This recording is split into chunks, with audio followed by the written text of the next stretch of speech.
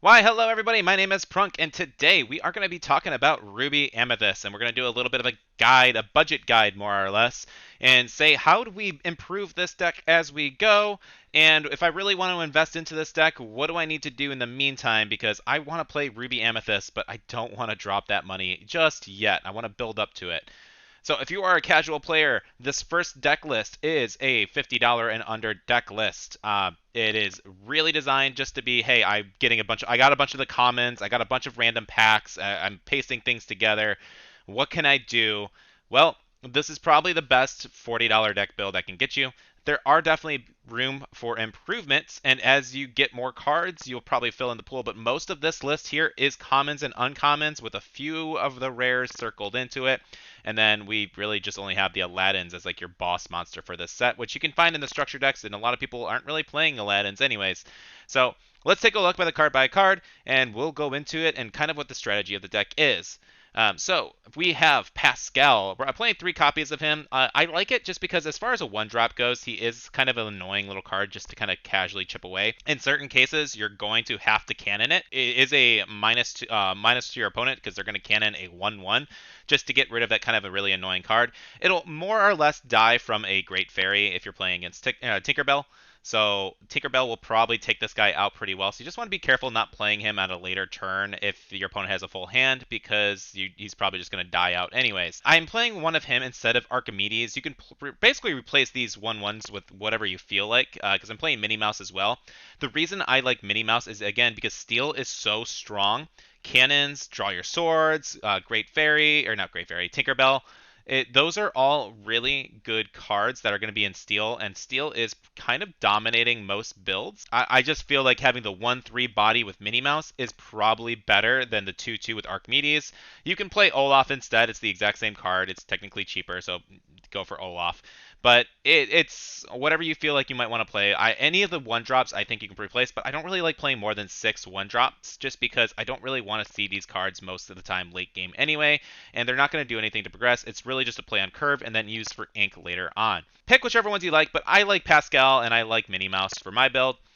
We are going into 4 copies of Dr. Facilier, the Challenger version. He is just really strong field presence. He is a good 2-drop. He's just a really consistent card to kind of play around. Getting your Dr. Faciliers, we're playing him at 4. Then we got Magic Brooms. Magic Brooms is more about recursion, making sure that you don't deck out if somebody does have a whole new worlds. It's also about bringing in some of your best cards back into your deck because we are playing with a really limited card pool. We're going to want to make sure we get to our Aladdins back in our deck. We're going to want to make sure our Dragonfires get back into our deck, our friends on the other side to draw more cards. Just Magic Brooms in general are really strong. It's good field presence, especially when you're combining them with Dr. Facilier's and your Mickey Mouse, which we'll get into later. So we're playing 4 copies of Brooms. There's just a cheap, consistent card to play. Now I like Donald Duck, and this card in my green-red has actually been really clutch. I have annoyed a lot of Steel players because I'm playing Donald Duck as my 2-drop in my current deck. He's a really strong vanilla at a 2-drop, and he's a 2/3 stat line, so you don't have to worry about grab your swords or cannons as much. He is just something there to be a field presence, and he's going to deal with a lot of problem cards. I like Donald Duck a lot, and I'm playing 3 copies of him. You could probably slide in a 4th one if you wanted to kind of fiddle with numbers. Maybe you don't like Dr. Facilier as much, and you want to put one of the Donalds in instead, or maybe one less broom. But Donald Duck is a underdog card if I've ever seen one. He is just a really strong stat line, and I think he's underappreciated. He's just a vanilla, but right now we're playing budget cards, and he's been an MVP for me sometimes. From there, we're going into 3-drops. We got Maleficent. She's just draw a card. She replaces herself. There's no reason if you're playing purple you should not be running 4 of this card. Rafiki, I'm playing 4 in this build. I don't think it's necessary in every purple deck. Maybe 3 is good enough. Some people like 3 him and 3 Zeus. That's a good option, but we're playing budget right now, so just playing 3 Rafiki I think is fine. We got 4 copies of Aladdin. You're playing purple-red, so you're going to need that early game presence. This is less of a control build at the moment and just try and get to your field presence established. So protect your Aladdins as best you can. Don't just drop them out if you don't have big Aladdin, if you're not planning on making a move. I usually like to drop Aladdin turn 4, and then hopefully I have like a mini or something to drop as well with him. And so it doesn't look as obvious as I'm drawing if I drop him on turn 3 and then don't do anything with him turn 4. So a lot of people will try and pop your Aladdins as soon as possible. If they don't have a way to pop your Aladdin, then you can drop big Aladdin. But you don't really want to drop normal Aladdin Street Rat. on the field unless you have a plan and an option to bring out big Aladdin, unless you really need that field presence and you need them to have one less lore because they're starting to crush you. From there, we got Mickey Mouse. Mickey Mouse, we have 3 copies of him. If you can get a 4th one, sure, why not? You can probably sub him out for maybe a Rafiki, and I think that is actually better overall if you went -1 Rafiki, 1 a Mickey Mouse. Just having 4 copies of Mickey, he has good stats, good lore, good effects with the brooms. You're probably going to get your brooms in your hand pretty quickly. You should be mulliganing, hopefully, to kind of get them in there. So I like Mickey Mouse a lot. So fiddle with those 2 numbers. Either one of those is fine, and you're still under the $50 list if you play 4 copies of him. Then we're going to go into Pongo. This card in my green-red has been amazing. I love Pongo. He is a 2/3, which again, I've already established that I hate dealing with steel, so having that 3 health is just great. He's evasive, so they have to force a removal card on him. And 2 quest for 2 lore, and he's a common. He's a 10-cent common. I got hollow versions of him for 50 cents. So yeah, Pongo's great.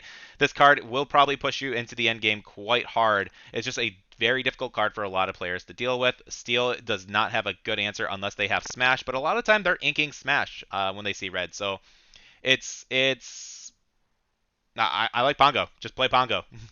We got 2 copies of Dr. Facilier. You could probably throw in a 3rd one if you wanted to sub him out for maybe Aladdin or something instead. I like having the 3 Aladdins. You could probably go 4 Aladdins realistically.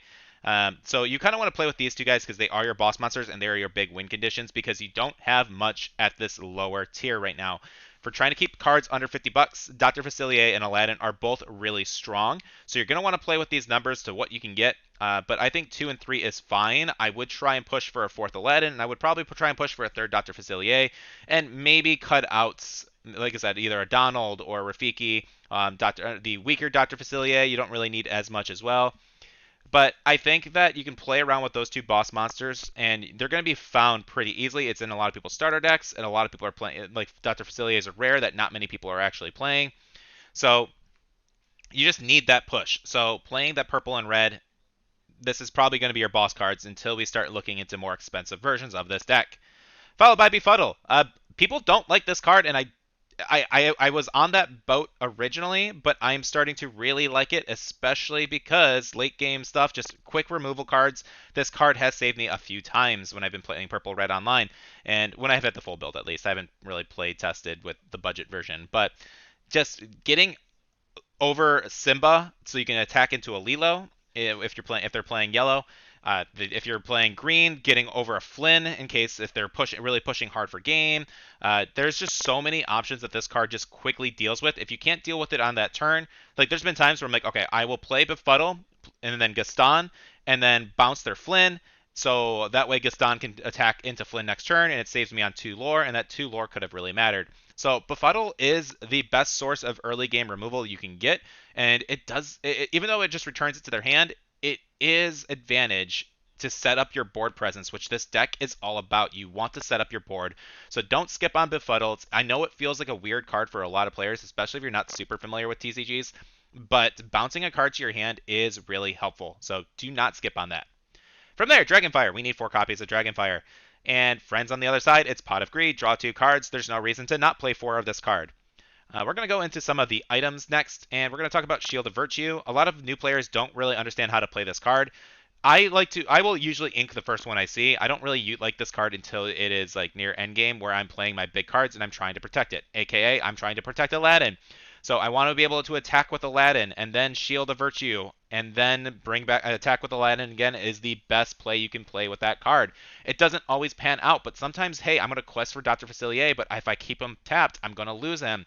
So you're going to be doing this for a lot of your cards. Same thing with Mickey. Like sometimes you just want to protect your Mickey. So Shield of Virtue, don't feel like you have to. If you're going to quest with a big card and you want to protect it, this deck is about field presence. You need to make sure you keep your stuff on the field as best you can, and Shield of Virtue will make it a lot more difficult for your opponent to just take out your powerhouse cards.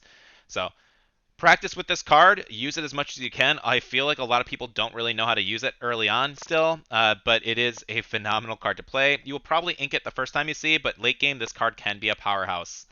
Magic Mirror. I'm playing 2 copies. You can probably find it. If you can get a 3rd, perfect. I'd definitely be playing it early on because, again, you're trying to get to your big cards as quick as possible. So Magic Mirror, just playing 2 copies. It's a $3 rare, but we're still under a $50 limit. So I think this card is just amazing. It is just free draw. Again, it's more of a late game card, but a big issue that Purple Red has is if you do not have the ink to play certain things, then I'm sorry, if you don't have the card draw to play more ink, so that way you can play bigger threat cards, it's tough.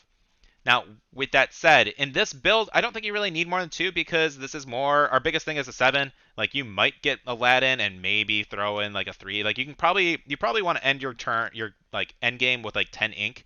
So just constantly drawing into it so that way you can at least have a couple ink cards is good. But don't go overboard with the Magic Mirror just yet. I don't think you need 4 copies. Ursula's Cauldron, being able to decide what you draw is broken as all hell. This is Scry for Magic players. So this is a very, very good card in this game because sometimes, oh shoot, I need that ink. I need to make sure my next card is ink. I just look at it for free. Hey, okay, I'm gonna put this non-ink card on the bottom of the deck and put this ink card on top. So this card, phenomenal. Play it in any purple deck you play. You should have at least 2 copies in my opinion. From there, we got White Rabbit's Pocket Watch. This card with Aladdin is great. I love dropping fresh Aladdin and then pocket watching and being able to attack with a brand new Aladdin. -2 lore for them, +2 for them. So if you haven't noticed, this $50 build is really about protecting Aladdin and protecting your big cards. So it's all about smart play with this build right here. This is definitely one of the higher skill cap decks that we are going to be playing, but this is a good budget start. Only sitting around $46. There's definitely room for improvement, but if you're not looking to spend anything crazy, most of this deck is all just rares and or all commons and uncommons, with the exception of like Aladdin. But the rares that you're going to find are not very expensive, and not everybody is playing everywhere. So this is the best $50 deck I feel like you can get for Ruby Amethyst. Let's talk about, though, if we want to get into $100. So what if I want to spend a little bit more? What if I bought some packs? What are some good cards we can do to start upgrading it? Well, let me show you. All right, so let's look at our next little build, and this is our $100 build. We're sitting at $100.62, so crucify me because I did 62 cents. But this is basically just a good improvement from where we were at. We're playing Archimedes and Olaf, and I kind of cut out the Pascals. Just you can play Pascals if you had them already, but Archimedes is still really good, just 2-drop. I'm trying to keep it under budget, so we're going to hang out around with Archimedes instead. We're playing Olaf because he's 4 cents cheaper than Minnie Mouse for some reason. So we're going to do, we just kind of switched them out. I'm playing 3 and 4. You can cut this any way you might want, but I felt like this is pretty good. What happens if I do this? Okay, yeah, I'm still about $1 higher, whatever order you kind of want to play with those 2 guys. I'm trying to keep it around 60 still as well, so we'll do that. From there, we're still playing the Brooms, we're still playing Maleficent, we're still playing Rafiki, we're still playing Aladdin, but we are bringing in a 1-drop of Jafar. If you can get a couple more of these, then it's fine. It's not a necessary card by any means, and you can probably start to fiddle around. Maybe, hey, get rid of a Mickey and play a Jafar, but if you've already invested in the Mickeys, then you don't need it. Jafar is just a good 4-drop. You're going to have a lot of card draw in your hand now, so he's better at this stage than if you were just playing the $50 build, because now we're playing, the main card is the Queen. The Queen, Wicked and Vain, she is just a great card for $5. She has heavy stats. She has draw. You are never going to quest with this card. You should almost never quest with the Queen. She is there to draw you cards. And by drawing cards, you get into Jafar, you get into your answers, you get into cards that are actually big problems for your opponent. But you should almost never quest with the Queen. I'm going to stress that again. From there, though, we are playing 1 copy of Ursula. She has a $15 card. If you can get 1 copy, I think that's fine. I don't think she is necessary. You could cut her down and go back to the Dr. Facilier engine if you wanted to, or if we just cut her out altogether and then just play like maybe 4 copies of like the Queen or something. We are still well under the $100 mark at that point. She is probably one of the reasons why the deck is expensive. I like her a lot for a budget boss. She is -1 lore, so against aggro, she is helpful. She is card draw. She is a heavy stat line that they have to force either a lot of cards to push her out, or a specific removal card. And if you're not playing against another red player who's going to have Dragonfire, then she is just an extremely difficult card to deal with. So Ursula, 2/8 body, questing for 3, gives you draw, takes away lore. This is a great boss card, and I would recommend that having at least one copy of this in your deck is pretty great. So I will facilitate. If you're willing to spend a little bit of money, we are going to want an Ursula. But if you aren't, the thing that I would push you again to really invest in is the Be Prepareds. Be Prepared is a generic board wipe. I had 2 in the deck as if it stood, but if you're getting rid of Ursula, play 3 or 4 copies if you can afford it, because Be Prepared is just, you're going to need that board wipe. That's all it is. And you're going to have the card draw, which means you're going to have the ink reserves to play this card and then still push after the fact. So we are playing a couple low-cost cards where Be Prepared, you can follow it up with something, but sometimes you just need that big board wipe. There's been games where I'm like, well, I only have 1 Be Prepared in my deck because there's no product anywhere. And right now playing budget budget Yu-Gi-Oh! Or not Yu-Gi-Oh! Wow. Budget Lorcana, having those Be Prepareds in your deck is just a good shocker to people, and it's a necessary board wipe. Turn 6-7, smart players will always assume that you have a Be Prepared, so they may not push as much. But a lot of people are still learning the game. Be Prepared is just a card you're going to need, and it is worth the investment. Playing any red deck, you're going to be wanting to have 4 cards. So try and get your hands on at least 2 or 3 copies of this card right now for the under $100 build. Otherwise, our item lineup stayed the same. Nothing really changed. So I would really say the cards to invest in would definitely be Prepared, again, in every red deck. And I like Ursula a lot, but if you're not crazy about going in with the Ursulas, if you are planning on playing purple pretty competitively, or that purple is going to be the color you're working on, the Queen is great. She's a $5 card, and that's actually pretty cheap for her, I'm pretty sure right now. I thought she was like 10 or 15 when I first started doing these kind of videos. So she's a really good card. Jump on her while you can. For $5, you're going to want to play this in almost every purple deck. Alright, so you have seen this deck. This is basically the fully developed Ruby Amethyst build. There are still plenty of different variations of this deck. I do not feel like this deck is solved by any means in terms of what is the best strategy. I do feel like it comes down to a little bit of playstyle. I do feel like that just there are some underdog cards that people can splash in as like a 1 or 2 that will kind of catch people's attentions for, but are more situational, dependent on the build. And this is kind of why I feel like Lorcana definitely needs side decking, because this deck just has so many different ways to play and to build, and certain things will be worse in certain match types. This is one of the builds that I found with some of the most success. This is not one of the best decks, but this is the one that works for me personally. So let's go by card. We're still playing Archimedes. We're playing Magic Brooms, and Archimedes can be replaced with Olaf. In fact, I do switch them out back and forth quite a bit. But Archimedes is just a good generic card for almost any other color. Just if you're stealing without a steal, you're going to get rid of Archimedes and play Olaf.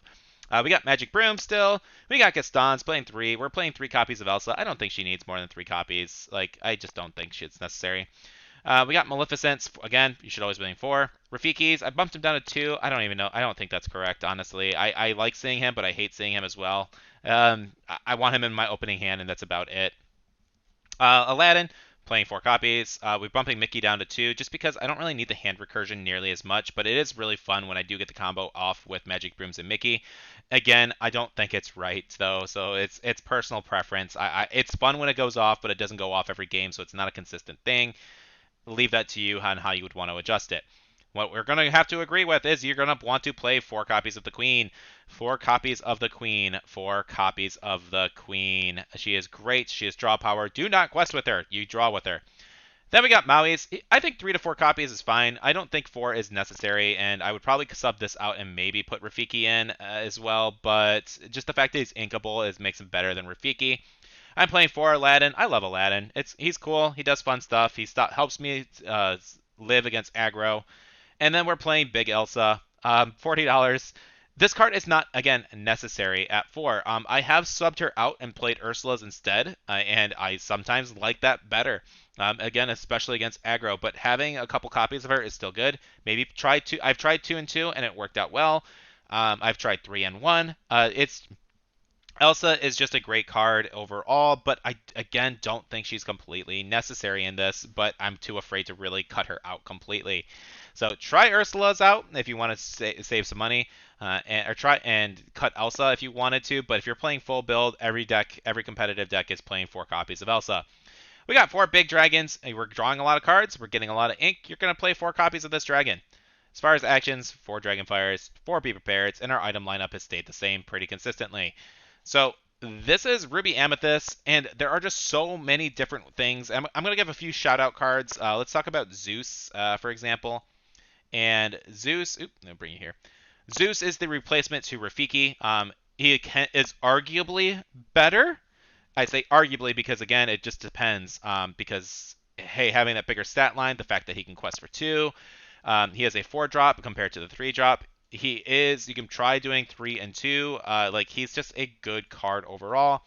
But I'm personally more on. I've tried out both, and I'm more on the Rafiki train than I am on Zeus because I want to be able to deal with turn 2 Simba. So that's kind of why Rafiki, in my opinion, is just better. Other than that, I talked about Ursula extensively. Now I'm just going to kind of run in circles. Befuddle is another card you can kind of replace into this deck just to have some extra removal. Uh, and other than that, like having the Gastons could possibly be switched out, maybe for Befuddle, just to bounce some stuff. But I've had good experiences running Gaston. But guys, this is Ruby Amethyst. We got a budget build, we got a $100 build, and then we got our whale build. So hopefully you guys like this. If you do and you want to see more, please like and subscribe, or just tell me in the comments about how bad of a deck builder I am. I appreciate all the comments and feedback, and you're wrong if you hate me. Bye. Love you.